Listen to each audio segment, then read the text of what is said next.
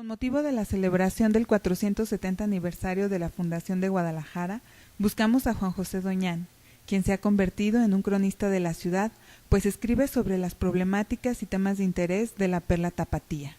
Hay pinchimente, teoría del tapatío, es el título del libro publicado recientemente por Doñán, en el que habla sobre las peculiaridades de lo que significa ser tapatío y el orgullo que tiene la gente de vivir en Guadalajara. El Faro Cultural tuvo la oportunidad de charlar con él en un café cercano a la avenida Chapultepec. Primero nos explicó que la frase "ay pinchimente" fue elegida para titular su libro porque define muy bien la falsa modestia que nos caracteriza como tapatíos.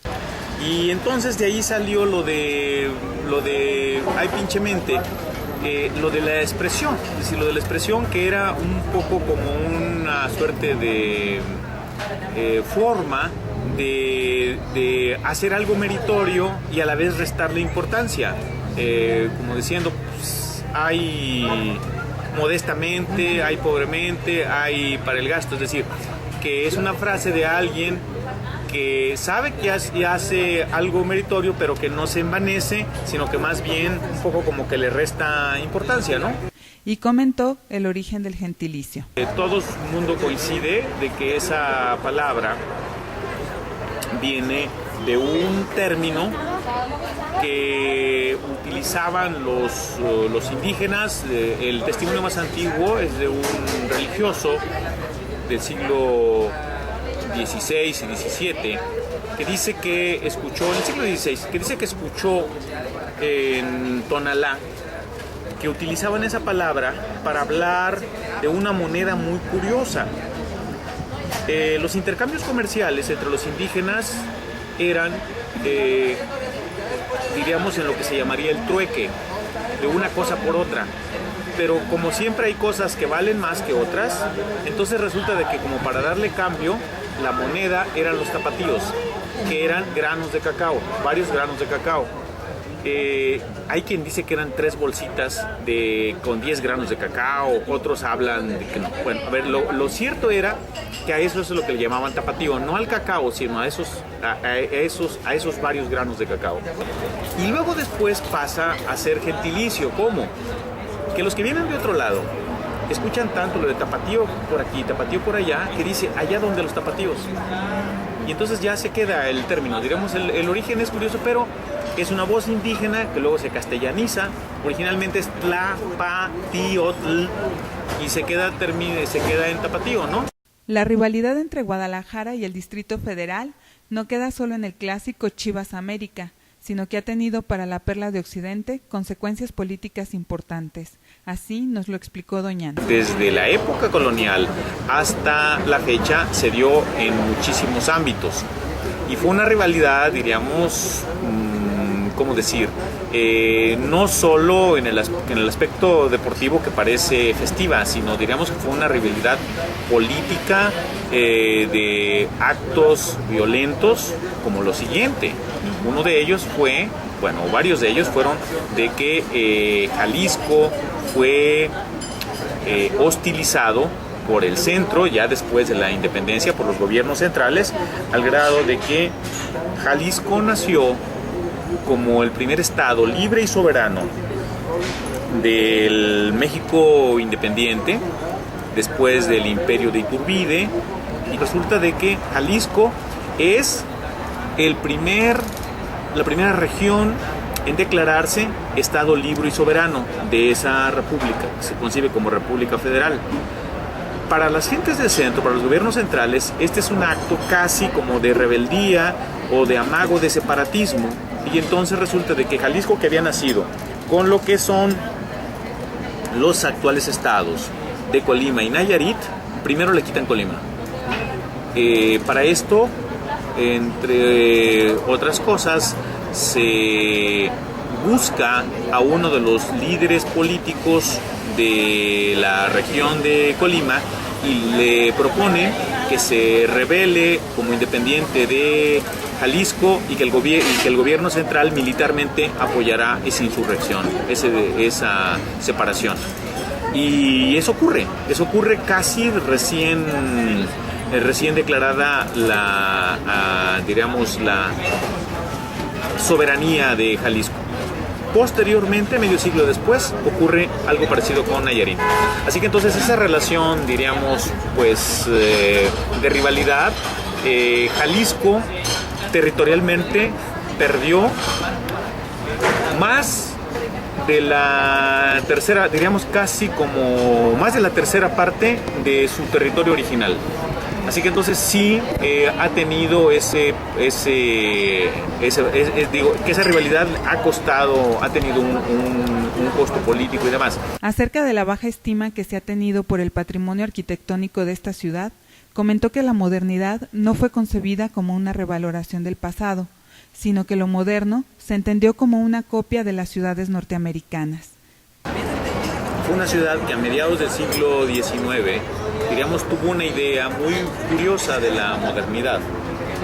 La idea que se tenía de la modernización de la ciudad era, pues, que la modernidad no estaba concebida desde el pasado, sino que había que poner la ciudad al día, había que abrir calles, sobre todo porque la modernidad estaba muy ligada a la idea del automóvil, que las calles y de los sitios patrimoniales no había, diríamos, aprecio. El aprecio por el cuidado del patrimonio viene décadas después, y por esta idea un poco como de tratar de parecerse como las ciudades, sobre todo al modelo norteamericano, ¿no? Por último, habló del síndrome de la división que nos aqueja como tapatíos, pues a pesar de la importancia que la ciudad ha tenido en lo político y lo económico, nunca ha existido un grupo empresarial fuera de la Canadá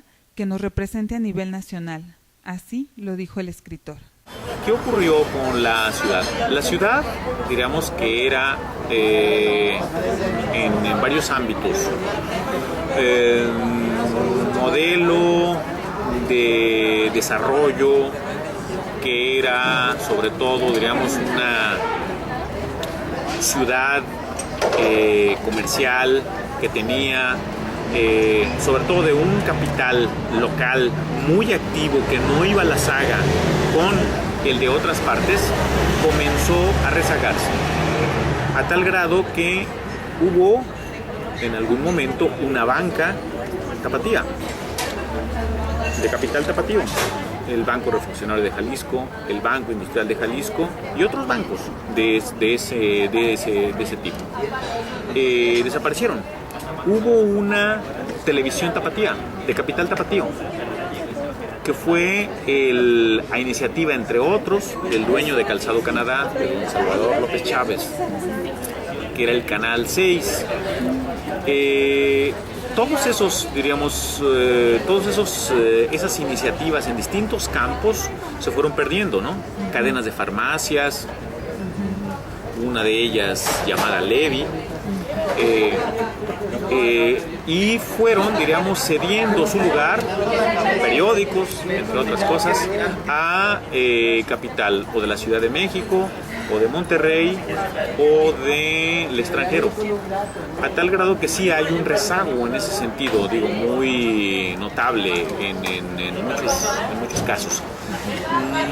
Yo no digo que se haya desdibujada la personalidad de los tapatíos, la identidad de los tapatíos, porque finalmente es algo, la identidad, la personalidad de una ciudad y de sus habitantes, no es algo que esté hecho de una vez y para siempre, sino que es una realidad dinámica que se está haciendo cotidianamente. Estas otras cosas que son de tampoco lucir, como el hecho de que es una vergüenza que la ciudad no trate sus aguas, que diríamos que el 90 y tantos por ciento, más del 95%, 97, 98% de las aguas residuales industriales, las aguas negras de Guadalajara, se vierten sin ningún tratamiento al río Santiago.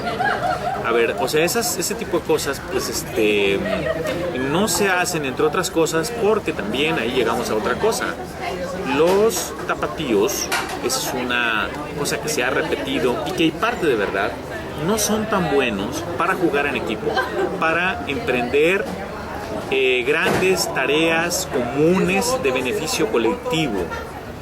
Se suele decir un poco como caricatura, de que los tapatíos no hay que dividirlos porque se dividen solos, que cuando alguien destaca o hace a alguien meritorio, hay otro que va a hacer como una suerte de aguafiestas y lo va a jalar, ¿no? Que dicen que es alguien hace una símil con un balde de cangrejos que están saliendo, y cuando alguien va a salir hay otro que lo jala para que se caiga. Sí, o sea, lo cierto es, vamos a decir que las élites económicas, políticas, y yo diría hasta religiosas, etcétera, etcétera, de la ciudad, sí padecen esta suerte de síndrome de la división, a tal grado de que no nos ponemos de acuerdo para esos pendientes como tratar las aguas negras, que se ha demorado muchísimo, para tener un sistema de transporte urbano masivo que vaya de acuerdo a las dimensiones de la ciudad. De que hay una suerte como de atomización o de partidización a la hora de esas tomas de esas grandes decisiones. Que otra cosa más, en particular, la clase política jalisciense históricamente no ha pesado mucho en el ámbito nacional. Es decir, a diferencia de lo que ha sucedido con los sonorenses, con los veracruzanos, con los mexiquenses, no ha habido en la historia política de México un grupo Jalisco, como si ha habido el grupo Atlacomulco, o el grupo de los veracruzanos, y yo diría que hasta de los michoacanos. Si uno revisa el número de jaliscienses que han llegado a la presidencia de la República, se sorprende de que en todos los casi 2 siglos de vida independiente no hay un solo jalisciense que haya llegado a la presidencia de la República a partir de una elección. Los pocos jaliscienses, de hecho son 3, que se han sentado en la silla presidencial, 2 han sido por interinato, uno Valentín Gómez Farías, el otro José Justo Corro, y el tercero que llegó por la peor manera, por un golpe de estado, que fue Victoriano Huerta. De ahí en más, ninguno. Y lo otro, ¿qué significa el hecho de tener un grupo político integrado a la clase política nacional que defienda desde el centro los intereses del Estado? Bueno, significa que no han tenido esa capacidad, que sus intereses personales, grupales o partidistas les han impedido hacer esa causa común, cosa que los michoacanos sí han podido hacer, que los veracruzanos sí han podido hacer, que los regiomontanos han podido hacer, los neoloneses, los mexiquenses y hasta los baja californianos. Así que entonces eso, diríamos, sería otra de los signos de identidad de la Guadalajara y del Jalisco real, no del mítico, ¿no? Para el Faro Cultural reportaron Bianca Eunice Castillo con imágenes de Itzmalín Benítez.